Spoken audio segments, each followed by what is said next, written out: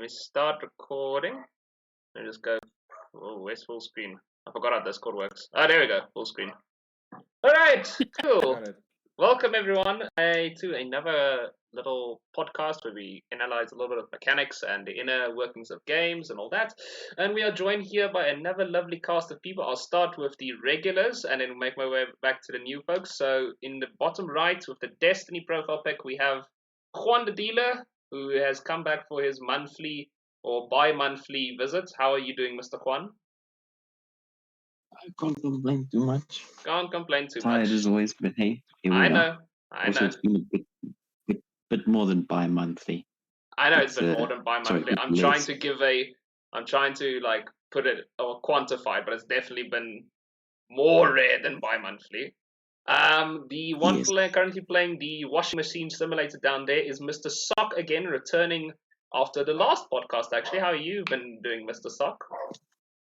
I mean, I've been doing well. As you know, I've reached a very small but very important milestone. He has indeed. We can share. I'm pretty sure we can share that he has now reached 100 subscribers on the YouTubes. The first 100. Let's just put it that way. The first 100. Yeah. The first 100. You know, like people always tell me that's the toughest, and so far it has been the toughest. Yeah, no, it is. But congratulations once again. And then for our new person here, Mr. Mooncake, who has got the loveliest camera out of all of us. Hope you're also doing well, man. And yeah, welcome to your first time on the podcast. Thank you. And also, it's only a great camera because I may or may not have lent my younger brother's camera that he accidentally got. So mine is somewhere over there. It's fine. You can just play the older brother card. I did that a lot. Now, my excuse was he doesn't stream, so he's never going to use it. So I'm borrowing it for the time being. I'm a little suspicious about why he has such a high quality camera if he's not streaming, but we'll leave it at that. So was I. Okay. So yeah, the topic you've probably seen the title and stuff for this video already by the time it goes up, but the topic for today is live service games. Quite an interesting development. It's been around for longer than we think, but it's had quite a few interesting turns in modern times. And it has probably, because of its like turn in modern times, have quite a different connotation nowadays, I think, for a lot of us than, let's say, even 5 years ago. It's taken quite a different kind of, maybe shown a different kind of light on it. It's dominating the gaming market currently, as we know.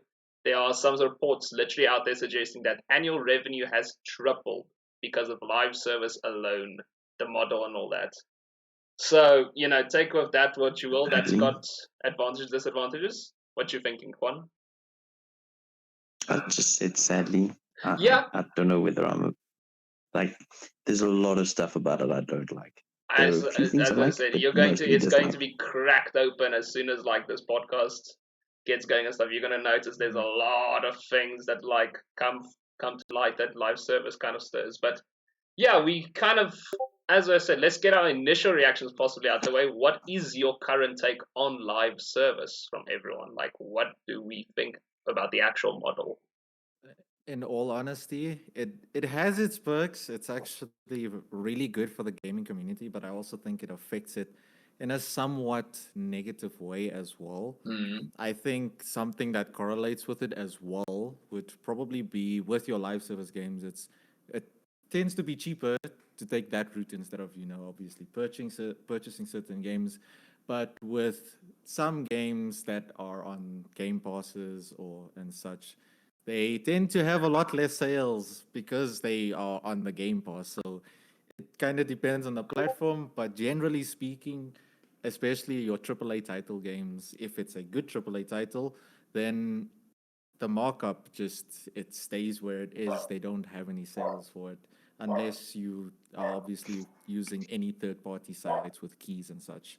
But generally, 90% of the community doesn't go that way unless, I suppose, you're a hardcore gamer, which does affect it in a certain way as well. It's basically, can you commit to a live service game? That's a huge part of live service.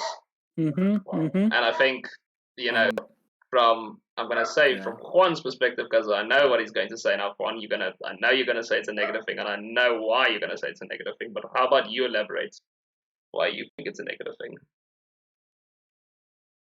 So, negative things would be to me is like your your story progression can be very staggered in the fact that you can't necessarily do everything.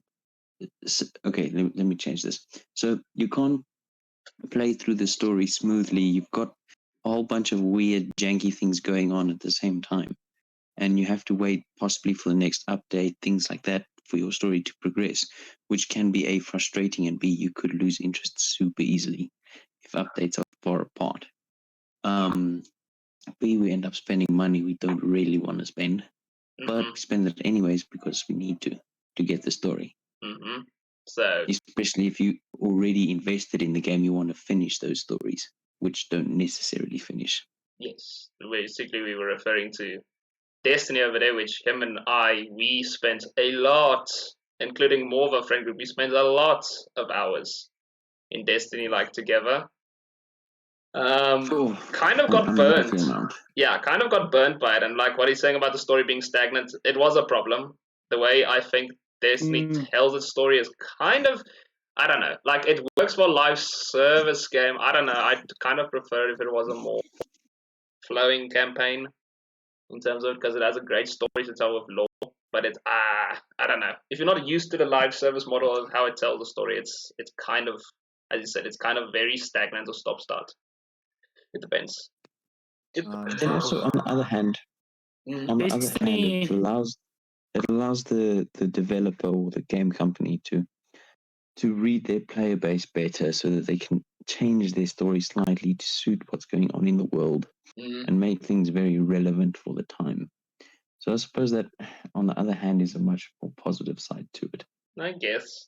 But I'd like to add one more point onto the negative side of it as well. Yes. Realistically, if you think about it, it's great and all, especially if it's something you're committed to playing or willing to put a couple thousand hours into. It can really feel like it just drags it out simply because content is either locked behind, the infamous dollar sign, or simply because it doesn't really add onto the game itself. It's more just there to milk the game, essentially speaking. Good example is GTA. GTA has been milked dry for the past 7-8 years. GTA 5 is the prime example of why live service games can be bad. Yeah. Well, it depends. It really does restrict them. You also going to say something about Destiny now, Sock, I think. Yeah. So the only real live service game that I kind of ever played was Diablo 3. I don't even know if you can really call it a live service game, but it was really the only one that I ever saw a chance in playing because it had a complete story. And one of the reasons that I've not played Diablo 4 specifically was because everything is the story only progresses through the seasons. And Destiny's story has always been one of those things that I was just like, I love it. I've read every Wikipedia article that I could find about it, but I wouldn't play that game if someone paid. Because the story is kind of like, it's not a book. It's kind of like, here's the book, and then half of the book will come out next year. It's fine. And it's not necessarily pay to win. It's pay to enjoy. Yeah. But at the same time, sometimes there's certain content that comes out. I remember, I think it was either this or the previous DLC for Destiny specifically. There were a lot of comments on that. It really just wasn't worth getting, simply because it didn't add enough. I think it was the latest one. One of a YouTuber that I watch from time to time. He spoke about it, but he said that normally it would take him X amount of hours to get through it because him and his friends are struggling to get, and this one took him like 2 instead of the amount it would take. So another detriment being that game companies tend to the content degrades over time as they add more and more and more and more. On top of that, it is extremely hard to make it unique and enjoyable, which most of these games really struggle to do. That they have to make every single new release or expansion a banger, otherwise the community shrinks and the game itself suffers because of it. Yeah. Yeah, Basically. that's actually why I also didn't buy any of the, I think, like the past 3 DLCs of Destiny. I'm very fond of the mechanics. The gameplay is phenomenal in terms of games that we get today. But Yeah. even so, it's just for the price, just for the content, it's like buying a new game every so often, and not everybody has or is fortunate enough to get every single DLC without having, like this has to be good or it was worth the money, where they just don't care about getting it and just getting it for the sake of it. Yeah, no, that's very true. I do want to have a follow-up to that. Now, we did also mention for the live service, we did mention a lot of recent games in that light. We mentioned GTA, we mentioned Destiny, we mentioned Diablo 3, and a few others. But now, live service has been around longer. Do you want to try and guess maybe how long? Oh, well, if we're talking like not necessarily called live services, we have to go back to like MMORPG roots here. Yeah, like definitely. don't think about the modern look of live service. That's a very evolved one.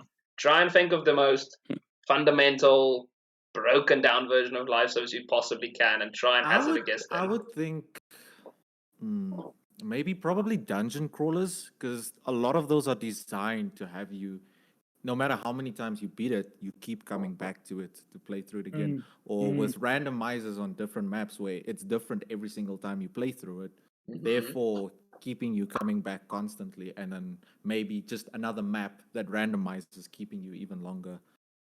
That is a good guess. Anyone else want to try a guess? I'm gonna go No, ahead no. and guess 1993. Let's go. So close with that date. The dungeon crawlers was also a pretty good estimation. It's kind of also what you said, but not for reasons. For more reasons there. So the first one, well, there were more of it before, but like let's say a first proper one. 1985 was one of the first times we ever saw a live service basic model being used. I say basic model. And how did they even accomplish that? I'll tell you right now how they accomplished that. So it wasn't like in the way like we think now, because I know what we're thinking now. We're thinking battle passes, we're thinking seasonal content, we're thinking da-da-da-da-da. It's not like that. So this game was called Island of Kesmai. It's a pretty run-of-the-mill like mud game, multi-user dungeon, which is like a dungeon crawler. It allows multiple people to play in a dungeon together and have some sort of, or maybe PvP elements or something like that. It's inspired by Dungeons and Dragons, like a lot of dungeon crawlers were at the time. You know, the whole concept of having a party go down, face monsters, get treasure, do quests, whatever. But they wanted to make the game have an active community of players. They wanted it to be active and stuff like that. But with that, they wanted to have this community that thrives off of it, that keeps coming back to it, that keeps kind of, as Mooncake also mentioned, having new content.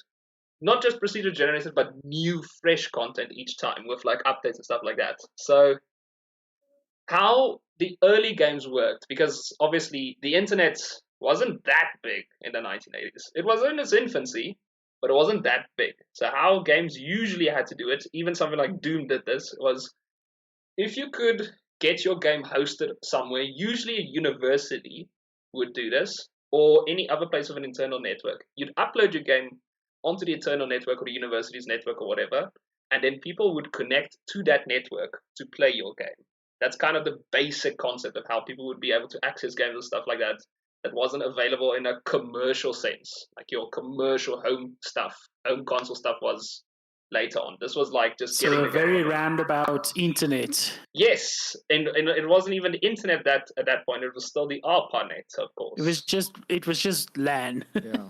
Yeah, it was kind of just LAN because you still had to Essentially connect to the speaking. network. So yes, it was just LAN on the ARPANET.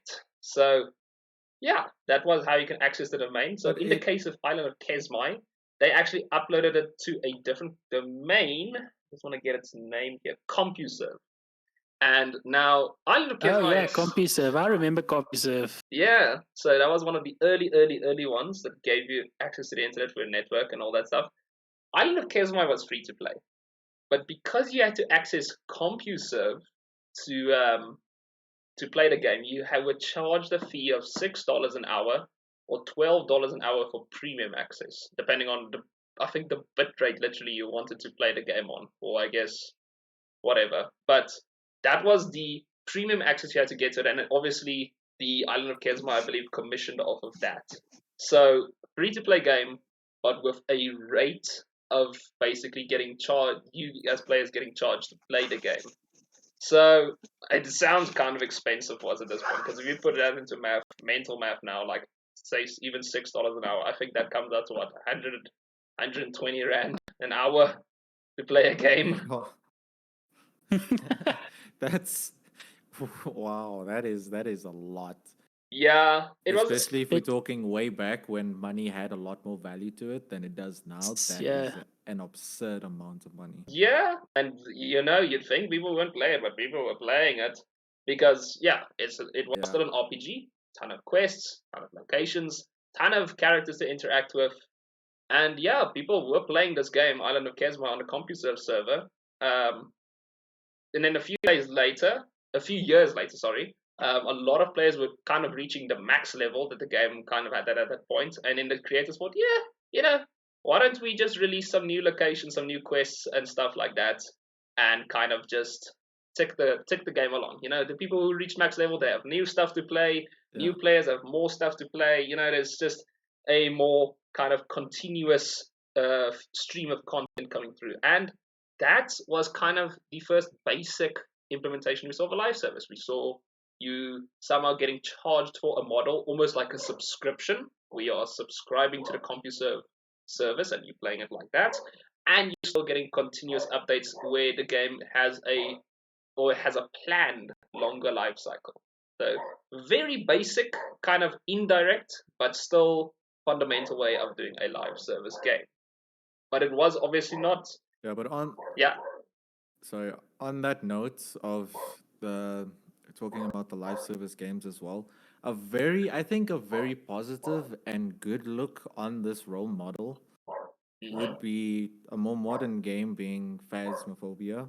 Simply, it has its basic core mechanics. It's enjoyable between 4 different people, and every so often the mechanics will change, or instead of just outright changing mechanics, they will add new things to do in the game itself, as well as new maps for no more than the basic game price. You pay for the game, everything that comes out afterwards, you simply just have in the form of an update, which I think would be the more positive side of that, because you'll keep coming back constantly and constantly. Like, oh, there's an update, maybe it's a new map. Even though it's the same thing and it's the same people you're probably playing with, it's still a lot of fun simply because that, hey, we have something new to do. Let's check out this new map or whatever the case may be. Phasma has a good grasp of, I think, having a good gameplay loop, which is a very core thing, I think, in live service. Like, you do need a good gameplay loop, otherwise you're setting yourself up for failure. That's just a fact. Yeah, but on top of it's okay. What I've seen with more multiplayer live service games is, if it's not necessarily the game that makes them long lasting like Phasmophobia, it is the fact that different people can join in and make the experience different. Like, the core mechanic stays the same, but how people and who's with you is changes how the game is. That's true. Yeah, the reactions of having different friends, playing with someone who isn't scared makes a very big difference, especially in something like Phasmophobia. Yeah. No, especially if you yourself are scared. What's that new thing that they released? The Outlast. Sorry, hold on. I know one of the latest horrors was the new Outlast Trials game where you can play with friends. Yeah. That's a new one and a pretty fun one as well. That's one I know, and then that's the only one I think I know. I know Phasma got a new update like now, where they kind of just did a lot of quality of life and stuff like that, and I think they also added again more evidence and ghosts and whatever.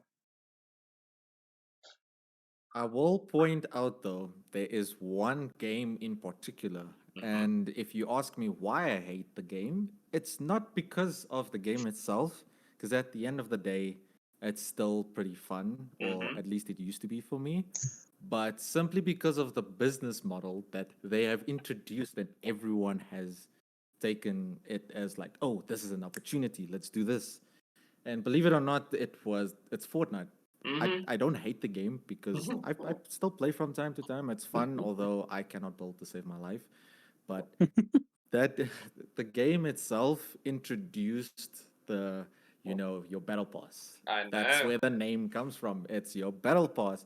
So because everyone saw this as a money making opportunity, I think it's pretty much the main factor as to why so many games are free nowadays as well. Yeah. Because of that factor, they did not have to worry about charging for the actual game itself, but just charging for the extra content you receive for playing the game, which in all honesty just makes it's good up to a point, because it also takes out the fact that nowadays, unlike the old Halo days, if you're a big Halo player, um you if you saw someone rocking a very specific skin, you were scared of that person because that showed time and dedication.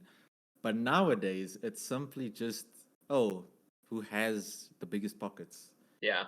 It takes away the skill, the you know showing that yes, you look cool, but you've earned it. You didn't just open up your wallet and call it a day. Yeah. That's something that the live subscription business model has completely taken away, because nowadays it's just, hey, how much can I spend to look as good as I want to look, or build my character the way I want to build it? And in all honesty, I think Ghost of Tsushima Legends, the multiplayer version of it, if you've played that, their outfits in there, from what I remember from when I played it as it first came out, you could not buy any of the outfits. It's one of the last games I remember having like, oh, you have to complete this extremely hard task to get this outfit and look the best out of everyone else. Everyone can see you've played and you've earned what you're trying to wear or show off. But that is the last modern game. Well, it's not even that modern anymore since the game is somewhat old now. But that's the last game I actually remember playing that has these skill-based items instead of having to just purchase everything right off the bat. Yeah. No, that's true. Legends Well, does still do that. I remember the game. It's Midnight Ghost Hunter. But coming back to Fortnite and that's definitely. By the way, you can play the game now without having to build. No build mode. So it's no longer. I definitely revisited it.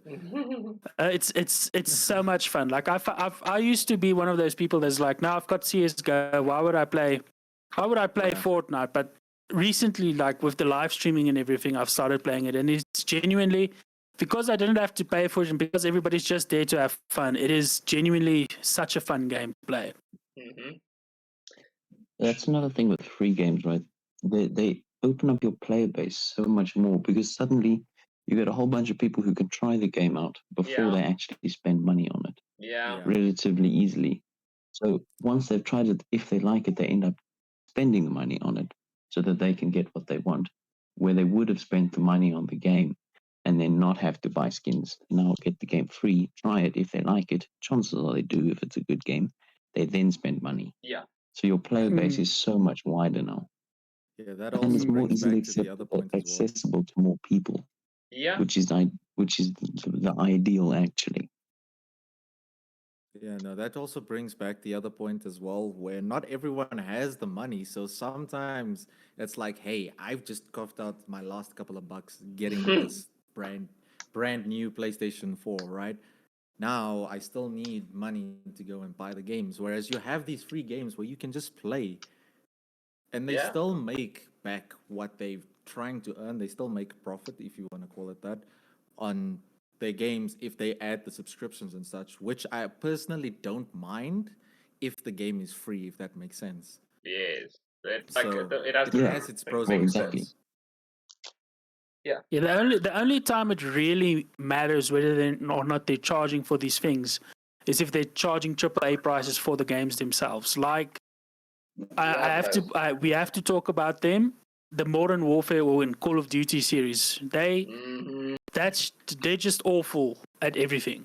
The Warzone. Yes, that's a great example.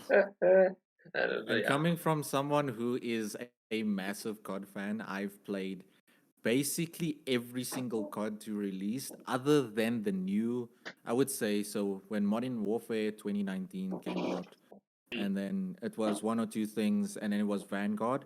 I did not play Vanguard, and I haven't touched Call of Duty other than Warzone since then, simply because they've lost their core mechanics. Yeah. On top of that, they're charging a AAA title price for a game that normally comes out extremely, extremely broken or is just not enjoyable or not even balanced. So, technically speaking, they don't even have their core mechanics right. It's a copy paste for a different price because, hey, here's the different title. Here you go. Copy paste mechanics, maybe add one or two things and call it a day, which is the main reason why I don't really like buying AAA titles nowadays, especially because even with these live subscriptions, it's just not worth it. They do not give us the quality. You're not getting your bang for the buck. That's the best way to put it. You simply don't. And what you just said about Call of Duty is kind of why, ever since the announcement came out, I think mid last year, that Microsoft is trying to buy Activision and Blizzard, because I don't think Microsoft's current structure would allow for Call of Duty or the new Call of Duties to exist as they are. They would almost demand them to change. Hopefully. And in all honesty, they would. I'm all for it. I am all for it because hopefully it changes their business model.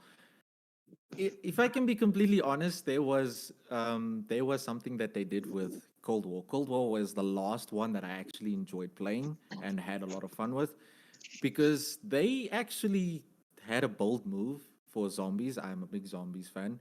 They released every single DLC for it for free. That was the main factor as to why I bought the game on release. They revolutionized the mechanics. It was a great game. It was fun to play with friends. It was extremely enjoyable, although some maps just really did feel a bit icky or, not up to par. But for the price you were paying versus what you were getting, it was somewhat worth. It wasn't 100% worth because everyone knows they can do better if it wasn't rushed in terms of having to release every single year, on top of them having to develop other games in the middle of developing this, transferring between different studios to get certain games out or certain stuff done to the game. It could have been one of the best Call of Duty Zombies games to date. Multiplayer was still a mess, as it always is nowadays. But in terms of speaking with zombies and being a big zombies fan, in all honesty, for me personally, zombies was the leading factor as to why that is one of the better Call of Duties nowadays. I think I personally think zombies. a big reason Cold War was done that way specifically was because Overwatch 1 had completely taken almost all of Call of Duty's clientele, so to speak. Yeah. You were saying, Sean, about zombies? I personally think zombies has saved the Call of Duty franchise multiple times, and it's a very core thing for a Call of Duty to have is a zombies mode or gameplay, because it is actually a hell of a lot of fun in most of them. Yeah, no, definitely. But I also think that massive companies, when they think about in terms of wanting to constantly add on content or do things for the player base, especially if they're taking the risk like they did with Cold War, they simply just don't give the quality needed for it or change things that shouldn't necessarily be changed, if that makes sense.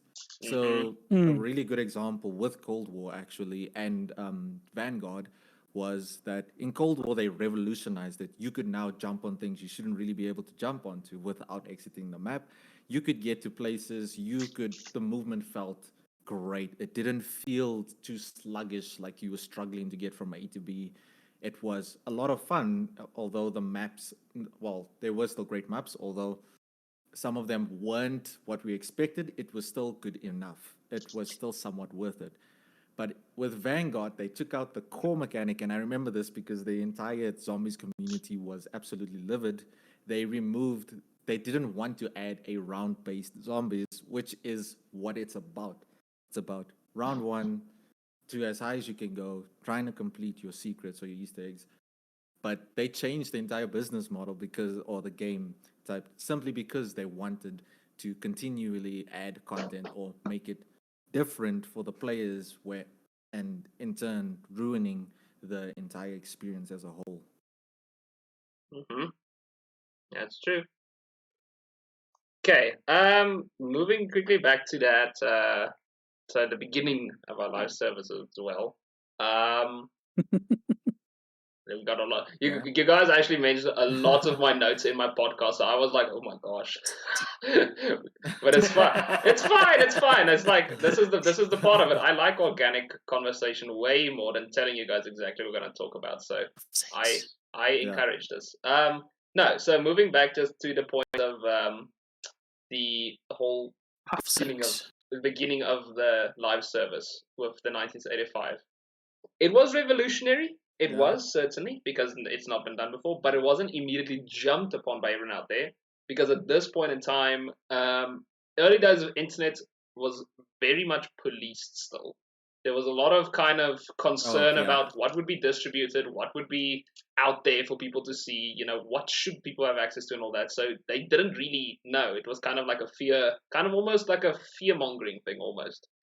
But there were groups like the NSF-Net, especially in America, I think that restricted a lot of what companies and businesses could distribute and host for consumers with guidelines. And they would be more relaxed, luckily, in the 1990s as kind of the internet grew into this more larger thing. And it gave a little bit more leeway to the game publishers to release, again, dungeon crawlers or MUDs and package them with subscription-based services. We saw more of that. Similar to what Island of Kesmai did, but it also meant that companies could focus on more things that allowed for this more online play, such as higher player counts, just getting more people on the game at the same time in lobbies and stuff like that, and in the games they hosted. And that's kind of where the massive part of massive multiplayer online gaming came from, MMOs. So that was the turn of the 90s. We saw games like Ultima in 1997. That was one of the first ones really out there with the big MMO thing, with the subscriptions and all that, and long-term content release and stuff like that. And then at the turn of millennium, we saw a lot more as the landscape kind of went into the MMO. We're talking about RuneScape, big one. Dark Age of Camelot, not as big as of a name, but it was very important because it was one of the first ones that did a tailored PvP mode, so you can have the massive battles online and stuff like that we're a lot seeing more in games now. EverQuest, if you were into RPGs, EverQuest is quite a big name. EVE Online, obviously, if you're more into space trading game. But none of those that I've mentioned kind of compares to the one that was the game changer for live service, released in 2004. It would pretty much, the games as a service model we know now, all of that stuff's roots most likely kind of be attributed to what the concepts were for this game back then. So, what do you want to see with the clues I've given you? What game is that? 2004. I mean, it's there's only one title that launched in 2004 that's still around today. Yeah, and that's World of Warcraft. It's World of Warcraft. Yeah, literally. The big World of Warcraft. We know it, as I said, it's still going strong today. It's still getting content today, which owes to its longitude and how people with the fantasy and RPG lovers out there, they craft a good story, so it's credit to them. Blizzard, I guess, back then was also much kind of better at that, and a bit more, I say, kind to their players. But yeah, it was very nicely basic with the core gameplay. You were the hero of your own tale. You created your own party. You could join factions. You can grow to unfathomable power by skilling up and doing anything in the game. And the live service model, like that they had, didn't really reinvent the wheel. It was familiar concepts to them back then. But as I said, the longevity, the fact that it's still going today, 19 years, is kind of staggering. But it did also have a bunch of new concepts that came through. I did a gaming economy podcast like a long while back. That I don't think anyone was here, unfortunately, for who's currently here, but it doesn't matter.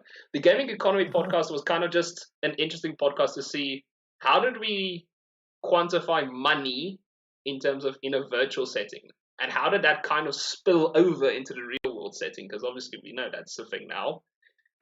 One of those games that really caused kind of the spill over into real money is actually WoW.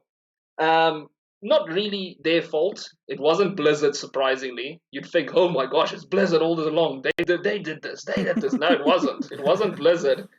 They kind of reacted to something that happened. So what happened was, WoW has this in-auction house that I think a lot of players are famous for. Diablo also had an in-auction house, but I think it started with WoW.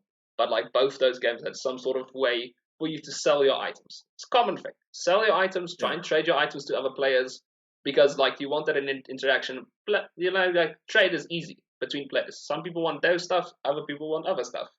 So they had some sort of system, but you could only sell the items with the in-game currency in WoW and all that stuff. And some people were just like, no, I want to take a shortcut. And because they had the available and the power of the internet these days, they literally started selling virtual items from WoW, or even accounts from WoW, on eBay for real money. Literally a thing that happened. You know, in all honesty, on that topic as well, Yeah. I personally, okay, let's assume just for a second that there was no such thing as a scammer, because we've all been there where we've been scammed out of something, big or small. It happens. If that didn't exist, I personally wouldn't be against it, simply because if you think, okay, not if you think, but if that, let's say this item has a real life value, your virtual item, like in the store, it has this value, but because you got it from there, it now only has, instead of it being $5, it is now $2 IRL if someone else wanted to purchase it from you. If they view it as worth their money and purchase it from you, and you give them the item, there should be nothing wrong with it. But then again, the main thing being that game companies don't like you spending money outside of their game. They want that money, not for the consumers themselves to interact between each other. But at the same time, especially nowadays, being more realistic in terms of scams and people, there's a lot of people trying to take advantage of others. Or as a good saying that I remember is that there's no money like easy money. Anyone's gonna take, well, almost everyone's gonna take the chance if they see it, like, oh, this person doesn't know, I'll take his $5 and I'll forget about him, move on to the next one. Hey, I have the same item, take his $5, move on to the next one. But unfortunately, that's the whole thing that trading as a whole has developed at some point or another. Rocket League skins. Anything. You can think of anything to put there. It's really just like anything. You really just like struck me in the kidney with that one as a Rocket League player myself. Just, Ooh, that hurts, bro. you know, the worst part is in Rocket League, there is an item that goes for an absurd amount of money, just like CSGO. It is ridiculous. Anything amounts. titanium I white would never will go pay for the money. Oh yeah, okay. The titanium one, okay. Recently, it's dropped considerably. English considerably because Epic Games has ruined the PC marketplace completely. They've put expensive items that should never show up in the store into the store. So like the titanium white Dominus, Games, it was 100. I think at some point it spiked at 100 and something thousand credits, which is an absurd amount. And then now I'm pretty sure, I haven't checked in a long time, in a couple of years at least, but I'm pretty sure it's dropped like extremely low ever since they broke the economy. Like, yes, it's not tradable, but if you can get it for cheaper, you're gonna get it for cheaper. Why would you buy it from someone else? Yeah, they basically exactly. made a max that can be charged for it. Yeah. No, as I said, good points, and that's pretty much as you summed it up. That's what Blizzard did. They found the whole thing about the third party people selling it around like a shortcut around about that using third party sites. They sat down and said, "What do we want to do? Do we want to make it impossible for people to trade stuff? You know that can't transfer from account to account, that is account locked? No, because then you'd kind of kill a core part of your game. You'd limit trading, you'd limit selling and interaction between players and stuff like that. So they said, nope. You know what? There's nothing else we can do. Let's just put the option to buy something with real currency in our own in-auction house and games. There we go. Now you can spend your money through Diablo or through WoW. Problem solved." So yeah, that was kind of the uneventful birth of the microtransaction, I guess. This idea did carry on to another game called Team Fortress 2. Whoa. Hold on. What If we're happened? talking microtransactions, we need to talk about the OG as well. Which OG? Horse armor from Oblivion. Older than WoW. But I do remember Horse Armor from Oblivion. That was horrible. That was horrible. Yeah, that was like the first truly like DLC microtransaction that meant absolutely nothing. Actually, because it's Oblivion. No, you So are people correct were with just that. like, but we can mod this. You are correct with that because, like, that's the first time I think one of the first times that the publisher or the dev of the game itself posted a thing you can buy with real money. Like, WoW didn't do it; they just said you could buy it with real money. That's like what they said. You didn't have to. The Horse Armor you have to buy with real money. That's the thing. So you are correct actually in that. But yeah, this idea also carried over to Team Fortress 2, which, as you might know, is also a game with a lot of cosmetic stuff and stuff, kind of like the precursor also to what you have in Overwatch and stuff, with the hero shooter and all that. But yeah, Valve, what happened was Team Fortress 2 at the time was really realizing its player count was kind of taking a dip, taking a little bit decrease. Its game was aging a little bit, so they thought, what can we do? What is the way to get our players back? So what they did was they first released a bunch of free cosmetic content, such as skins for weapons, characters, and stuff like that, to keep the player base stable. And basically, after they released this, they got this interest back into the thing, they monetized an option to buy a key for a loot crate.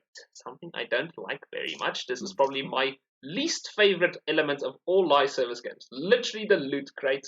Because we all know what that means. It literally means you get a spin of a wheel to find something that you paid. Even in-game currency is a crap form of it because it's a chance. Yeah. It's not a guarantee. That also means spending like $300 or so on CS:GO crates with the knife, hoping to get that knife worth six or 8 or whatever the case is, and only getting something that's just under what you've already spent. I've been there. I've done that. I've actually, I remember specifically the one day where I had throwaway money essentially. If I wasn't going to use it, it was going to disappear or whatever the case was. And I decided, hey, just for fun, grab a few friends in call. It was about $100 or so, maybe more, or in rands if you're South African, 2,000 rand. And I said, hey, was clearly single at the time. I don't. No, I just didn't want to buy a AAA title. There was nothing good at the time. I said, hey, let me just use this, whatever. Spent opening crates. I had a large amount of skins. None of them were worth what I spent, but I digress. Loot crates it's horrible. I hate them as well. It is it's like a love-hate passion. It's a love-hate passion. If you're buying them, then I hate them completely. But if it's like a drop in a game where you get something randomized, then it's like, oh, this is cool. Yeah, that's fine. Like if the game, a nice farming element. Yeah, if the game gives it to you for free for playing the game, I'm all for it. Do that, but do not. That's perfectly. Do fine. not lock the box behind something you have to open. It's the same with Rocket League blueprints. I have black market blueprints. I'm not kidding. I have 1,000 black market blueprints. I cannot open a single one of them because I don't have credits. I'm not intending to either. To be fair though, in terms of Rocket League, as a Rocket League player, I think I have too many items anyway. So even having as many black market blueprints as I have, I'm never gonna spend a single cent. I don't know if you're familiar with the Buffy Sugo Goal explosion. Yes. The anime girl, yes. It was my yes, it was my favorite one for a long time. I have about 10,000 goals on that alone. I don't use Nice. anything else. I don't buy anything else. But I still had to, opt into like, hey, crates. Yeah, I know. Which, by the way, is one of the reasons why there's no such thing as randomized drops in Rocket League Mm. because of the epic lawsuit, if you think about it. Yeah. With the whole Fortnite thing where they said, oh, it was enticing children to buy things. And then they had to go Gamble. and do a thing. Yes, to gamble. That's the point, right? That suit. And they yeah. had to do a whole thing where, hey, if you bought a skin, you can return it and get a refund. So they were losing a large amount of money, and because it was Epic, and Epic had at the time occupied or bought Rocket League, the ownership, they had to apply this to Rocket League as Yeah. well. That's why when people look at, oh, why doesn't the Battle Pass have the randomized, painted items in the Battle Pass like it normally does? It's because they cannot put any randomized items in games that they own the rights to. Yeah. If they do, they are in breach of whatever they had to do with the lawsuit and could be fined a lot more than what they had to refund to everyone. So Yeah. that's the whole reason behind them taking out even your loot boxes or your drops in Rocket League. It's not an actual drop.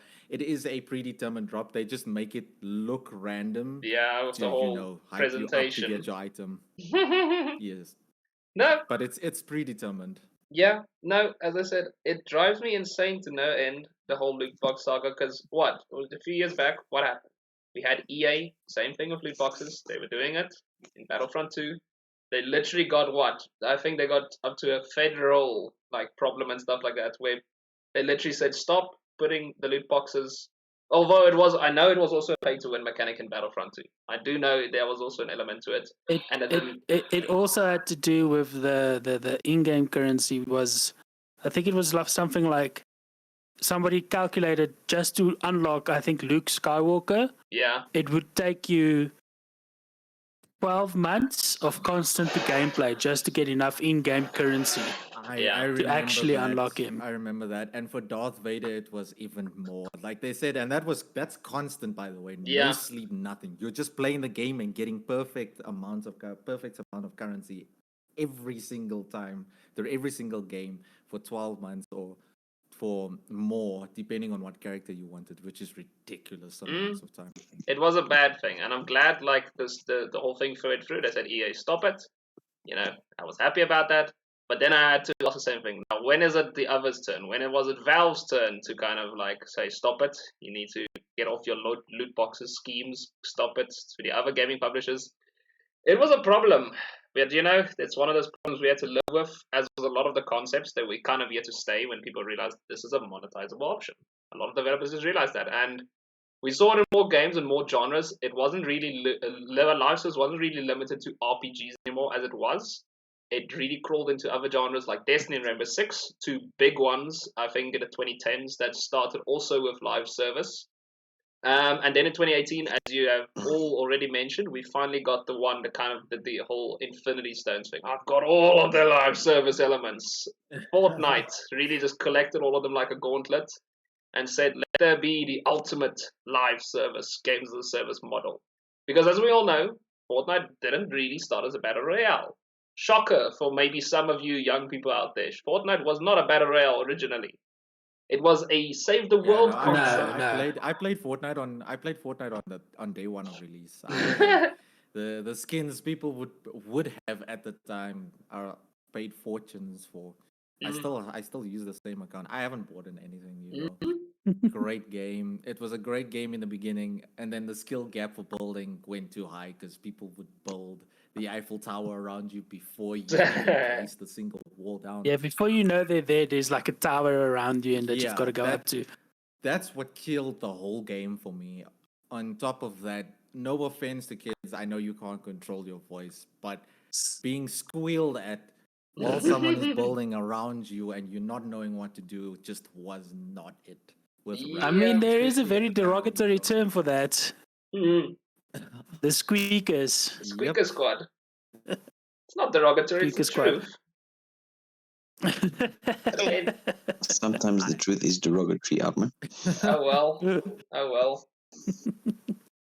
Anyway, they're not old enough to be on YouTube to report me, so it's okay. The truly interesting thing for me is always that Fortnite didn't start as a battle royale game. Yeah, That's not what it was ever supposed to be. that's it what was I was trying to supposed get across. It's a zombie survival. Yeah, it was like a zombie survival thing that you played with friends, and then PUBG made PUBG. Yeah. And then they were like, well, let's try and make a battle royale, and they did it better than PUBG ever could. Yeah, that's literally what happened. We had PUBG. Funny enough, you actually brought up a point as to what I remember now. You reminded me another reason I hated Fortnite. I'm still waiting for Save the World to come out for free. It is. They said it was going to be free in 2018. 2018. Oh no, 2019. Okay, fine, I'll wait. No, early 2020. Okay, fine, I'll wait. COVID hit and they forgot about it. And I was upset. It's gone now. Bro, it'll launch same day as GTA 6. Yeah, all together now.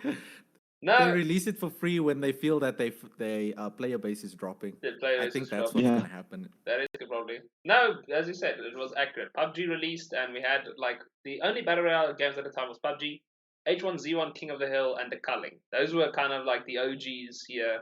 Big with the battle royale, PvP kind of mode and stuff. Fortnite decided to drop theirs, as you mentioned, did it really better than the other ones, and combined with their live service elements that they breathed into the battle royale kind of mode that they did, they created an absolute juggernaut.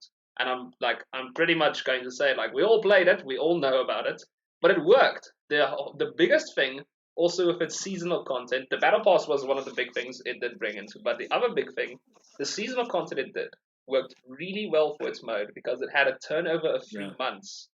New content comes around every 3 months for every season, changing environment and gameplay. Now, the reason this works is because if you play Season 1 Fortnite, as some of us will remember, Season 1 Fortnite and Season 5 Fortnite were like 2 different games at some point. There was literally like the environments different, the locations were different. Some locations didn't exist or were completely changed. Mechanics were changed, new weapons were in. Like, it became a completely new game, which is why it did so well. That's literally the reason, one of the big reasons why it does so well is because it takes a repetitive mode, which is a battle royale mode. It is a repetitive mode, but they compare it with a live service model that's meant to be continuously updating, continuously creating new content. And what do you suddenly have? You have a match made in heaven, because you have a continuously fresh battle royale. Ta-da. The other thing we need to mention when we talk about Fortnite is its ability to work with people outside of the Fortnite universe. I mean, up until Fortnite, it was unthought of to like, oh yeah, we're gonna all join Fortnite, which is for free, and we're gonna go watch. I mean, how many concerts have they had now? Marshmallow had a concert there, and you can get their skin and everything to play as them, and it's like I think just that alone is an advantage that Fortnite has over so many other live service games that I don't think most of them are ever going to catch up to that, because how are you going to go like, oh yeah, this is Modern Warfare or PUBG or even Overwatch, and like, oh yeah, there's Tracer, but right next to her is Britney Spears. You're just going like, yeah, no, that doesn't really work, does it? Is catching up. They have Nicki Minaj and Snoop Dogg now. Oh, I forgot about that as well. You know, funny enough though, with the whole thing, Epic has literally on its own with the whole Fortnite thing, it's revolutionized the industry completely. Yeah, it's changed everything because they made an absurd. To put it in better words, they were lucky in terms of what they wanted to do, and because they were like, hey, let's take a chance on this. What ended up happening was they made an absurd amount of money, amounts that a lot of people, especially without it, it was a free game. Mm-hmm. So nobody would have thought it was possible to make the amount of money they did with a free game. Yeah. So people like Call of Duty said, hey, what if we take some of their stuff, Battle Pass, like they did, right? But still sell it for our AAA title, and we make double the amount we'll make, and we keep making more even after that. So they've revolutionized the industry in some good ways, because I mean, we would not have as many free games as we do today. Let's be completely honest. We really wouldn't have that many free games. Yeah, I don't think But we at would the have same Game Pass time- if it wasn't for that. Yeah, because actually, now that you mention it as well, Microsoft said, hey, let's do this with the Game Pass, give you hundreds of games to play for just one price. And then, although they technically lose money on their end, it gets made back so quickly, especially if you are playing a game on Game Pass, spending money there, they get a cut of that. It's covering their costs for what they're paying to have it on the Game Pass for basically free, than if they were just hand feeding it to you. Yeah, you're not wrong. Like speaking of Game Pass, like I know I mentioned, like just look at what's going to happen on Wednesday. How many more subscribers did Xbox get just because of stuff?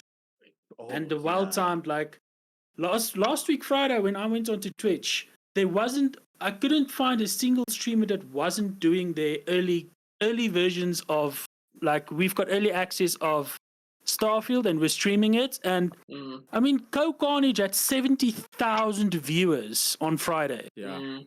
Watching him play Starfield. And how many people went, okay, well, I don't have $1,000 or $200 or $100 to buy Starfield, but I do have $15 for Game Pass.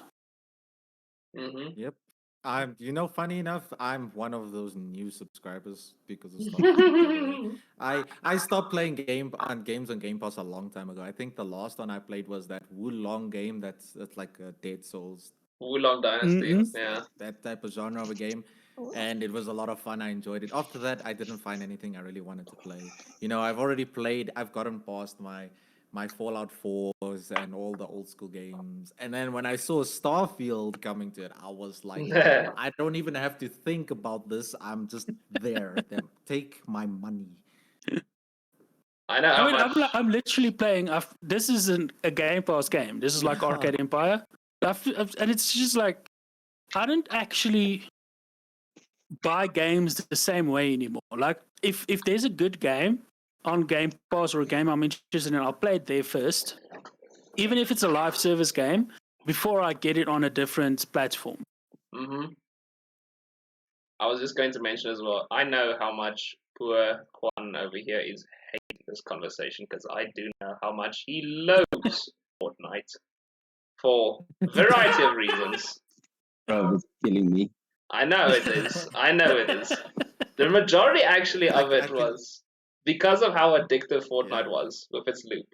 This is a funny Converse thing, because you can't help it, but it is actually something that happens, I think, to all of us. Is because it was so an addictive thing, you'd lose people in your friend group to Fortnite when you want to play something else, but all they want to do is Fortnite. So back when we played Destiny, this is literally what happened. Only myself and Sean, because I got burnt out by Fortnite in the first 2 seasons. And I was like, no, I'm not going to play Fortnite now, I'm done. Because I did play it in the first 2 seasons, then I was done. Other people in our friend group were there probably for 7 long seasons. I tried the game once and I was like, no. I remember I invited you to the game and you deleted it on the same day. I remember that. But then some of our friends stuck to Fortnite for 7 seasons, and only myself and Juan were willing to play something else like Destiny. And we just sat online like, man, our friends are stupid. Why the hell are they still keep playing this Fortnite game?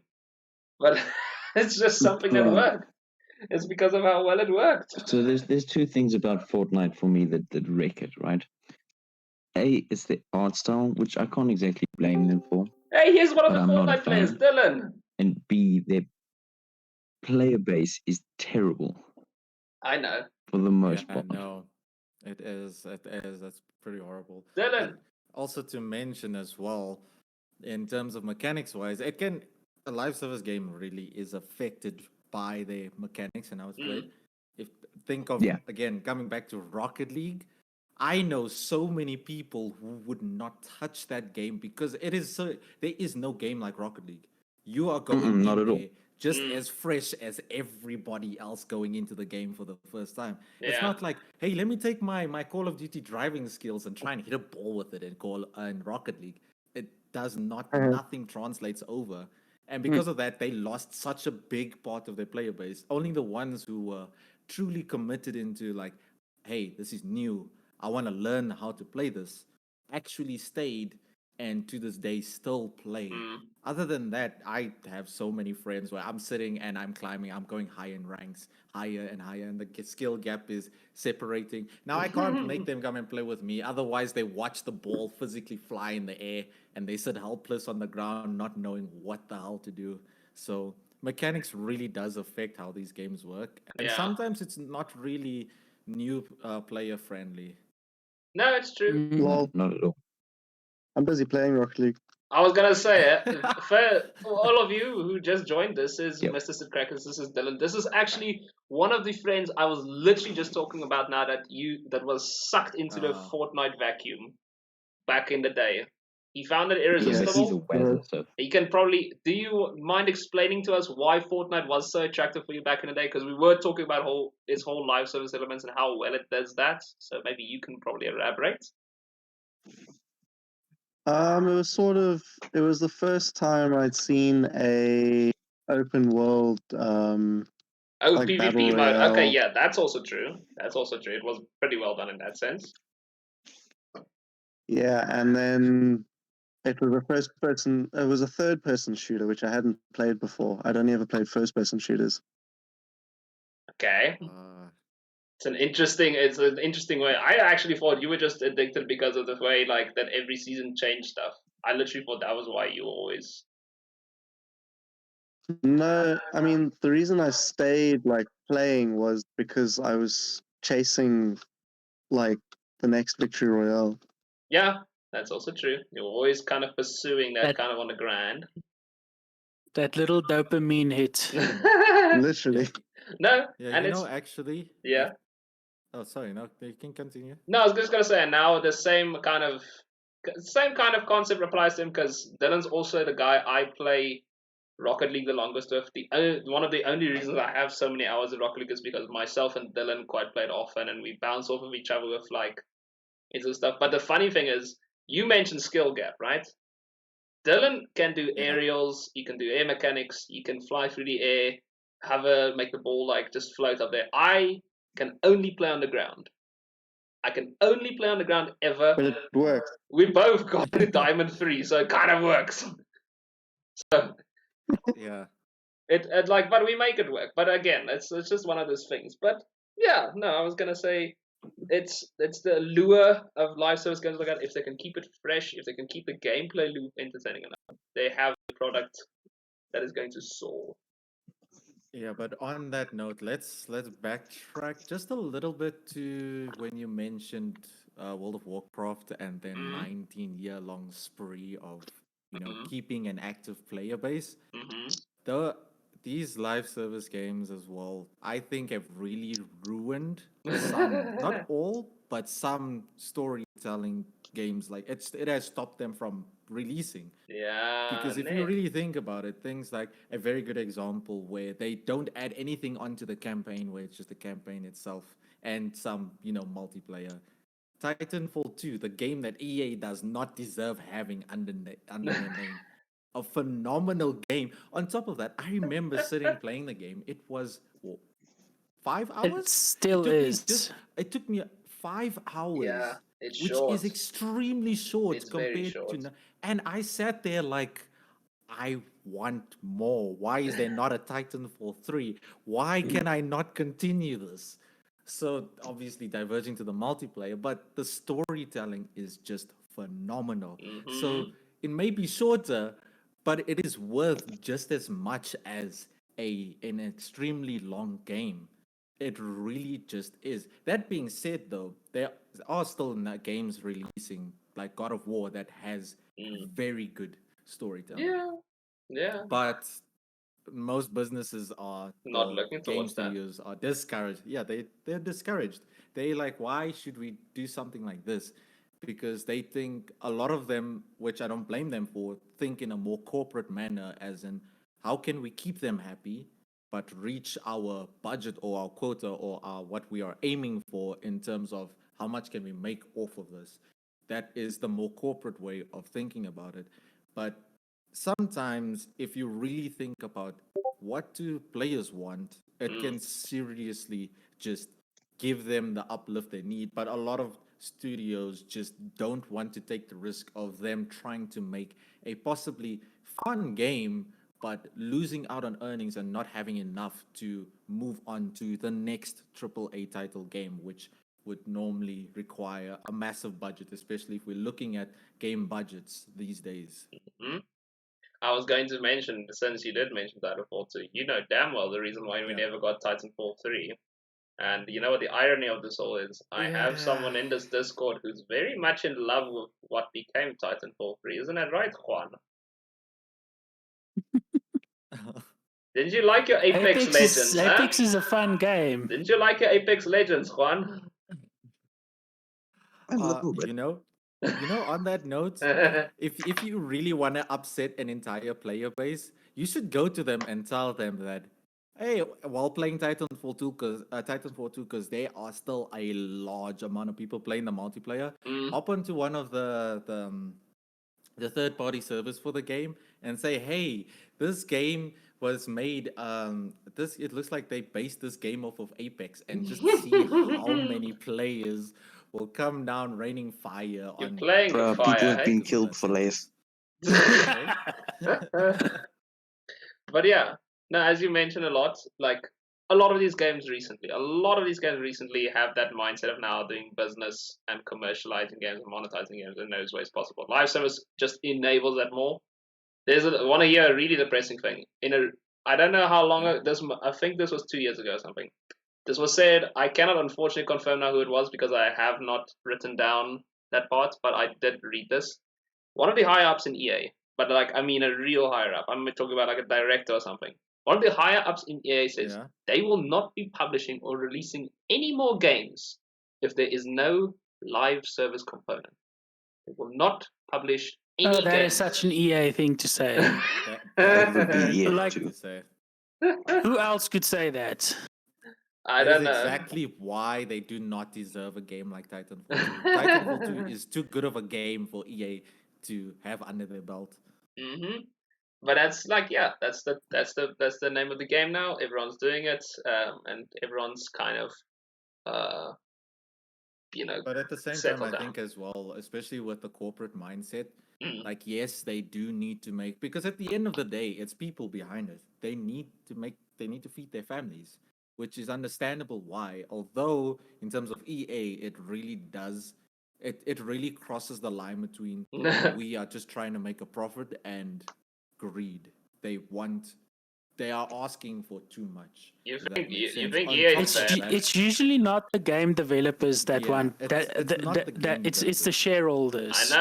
I know. It's always that. Whichever makes the most amount of money, and that's also a big thing. Like you said, the shareholders. If I physically want to make, like, let's say I did not know what gaming was, or I just assumed it was like, just a random kid that sits on his Xbox from time to time, and now I'm like, I've heard about FIFA. Let me invest into this game, because apparently everyone knows it, everyone buys it. Maybe if I buy some shares, I'll make some money. Me not being part of the gaming community as a whole, whether it's big or small, even if I don't touch it, I don't know much about it. I think I can pause an online game. That's a good way to put it, right? I'm only gonna care like, hey, why are you giving them just what they want if it's not gonna make money? Because I also want, to be making money off of this. I don't really so you can't always 100% blame the company itself as well. There is a lot of influence coming from all over different directions. No, I And know. the devs I think being that's one of people the- who are normally want to support the player base's point of view.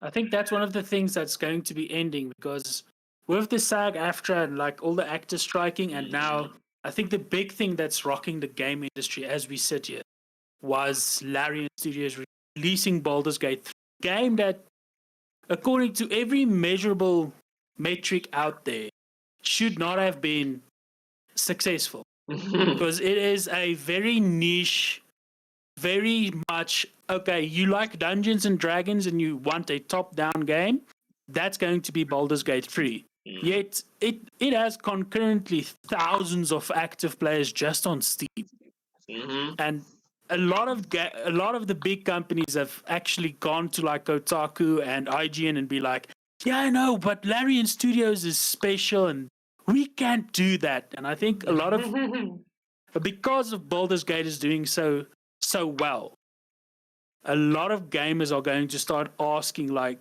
but why is this game that I paid $70 for asking me to pay another $20 just to play a subpar season that's going to end in 3-4 months? Like Diablo. That's So, that's exactly it. speaking like with all the corporate business involved in gaming these days, especially, they forget the most critical part of a game is that the game needs to be enjoyable and fun. Because Yes. essentially that's the point in gaming. Yes. And they don't You know, realize this. It gets I brushed remember aside. now that you bring this up as well, a very, very good example of a phenomenal game. One of the games that I personally think, in terms of mechanics alone, should also be dominating the free-to-play game space.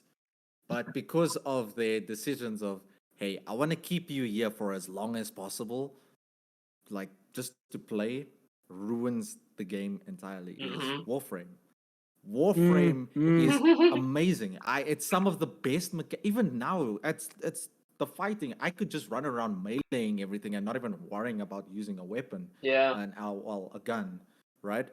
Or a bow or whatever the case is. But the mechanics of the game is phenomenal. Yet most people just run away from it.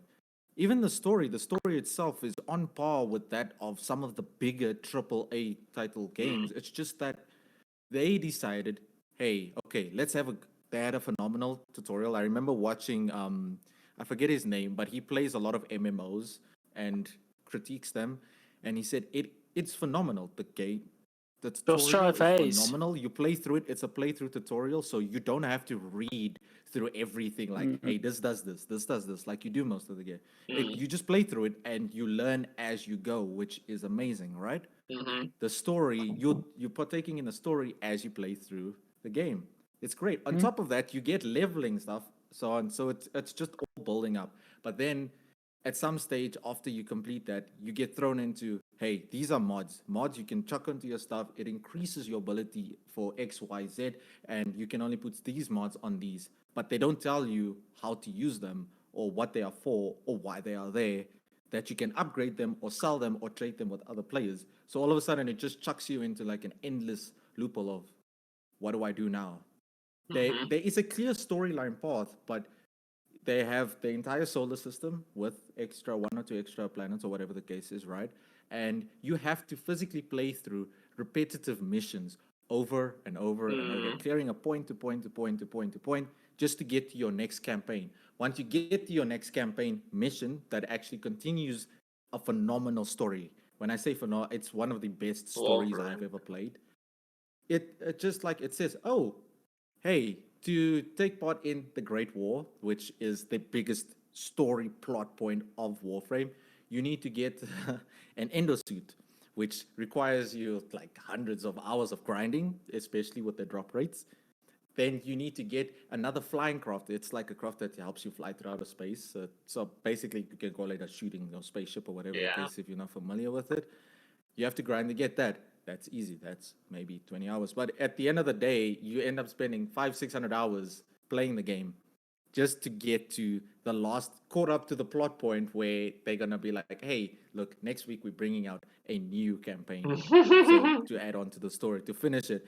But it's taking you so long to catch up to it that you never get to the end of it, especially if you're a new player who doesn't know what they're doing and don't have the help of other players. Warframe is truly, to the T, one of those games that will only get good if you dedicate the time to it. And that's what I hate. One of the main things I hate about live subscription games. Yeah, well, It's the Of same live service as games. Path of Exile. Like it's I played Path of Exile when it was still a demo, and Mm. back then you could I had like 4 or 5 characters that I played, but I've retried going. I tried going back like last year, mhm. and it's so complicated, and the story is so long that you can't, even as somebody that knew what was happening, it's impossible to rejoin the game without dedicating all of my time to play that game. Warframe is the same. and Yeah, it really gets horrible. the same, and I think Sean and Dylan will agree with me with Destiny. The exact same, because you know what happens? A new season comes around, we're like, oh my gosh, it's a new season, guys. New things are going to happen. What do we spend the whole season doing, Sean and Dylan? We spend the whole season trying to get to the new power level. Running levels. Yeah, Yeah. doing Grinding doing power. the menagerie, doing the raids, doing the gambit, doing the crucible to grind to the new power Menagerie level is that the gone now. season allows, and then just going past the soft lock, literally getting to the soft lock part, and then it's like, and then you're grinding for what was those engrams, the ones that like get you past the soft lock. I can't remember. Oh, did I lose people? Everyone froze. Can everyone hear me?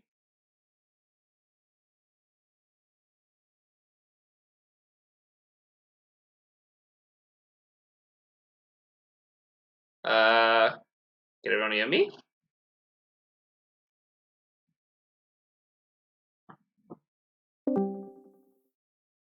Hello?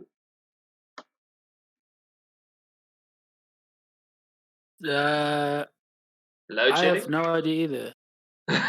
Everything. Same. I heard the Discord the Discord disconnect thing. And I was like, did I end the Yeah, call? like But like, I didn't my mouse. I just okay, but I have to run anyway. It's load shedding. I know. I was Yeah. going to say. I think it's I load also shedding looked for at the 2 time. I thought everyone else disconnected because it was load shedding because of the time. In the meantime, the internet just died on itself. Yeah, no, still. the Ethernet or whatever. Just Just, what? Oh, it's Discord. no, it was, Okay, but I'll see you guys later. Thanks, BMD, for having me. thank you, Sock, again for joining. Cheers. I hope. Okay.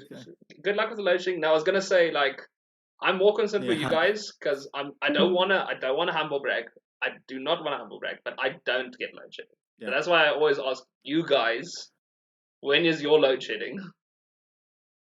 Hey, bro. Funny enough, it's very on and off with me. I know if it's stage 4 or lower, they just ignore us. They don't really hit us. But because it's stage 5, I know for a fact they will. It's really just like an on and off thing. Yeah. God forbid. Whoever has to turn off our power feels like, hey, I can take my time. It's like he turns it off once a month, right? To say to whoever he's paying him, hey, I haven't been paid yet. And when he's paid, he forgets about it. He completely forgets about it. That's great. Oh well, at least you get to live in that luxury, no? And I think Dylan at least has the also the luxury of not only loot shading because he's not in South Africa. So hooray to him. Hooray to you, Dylan, for not having. Although you, according to news outlets, you might be experiencing that soon. Lovely, eh? Lovely for the UK to start its power outages very soon, hey? Yeah, I don't know when that's starting. That's gonna be fun. That's gonna be fun. I just wanna ask you I'm when it pretty sure happens. some places in Europe already started. Who knows? But it's gonna be a Some fun places in experience. Europe pretty much already started.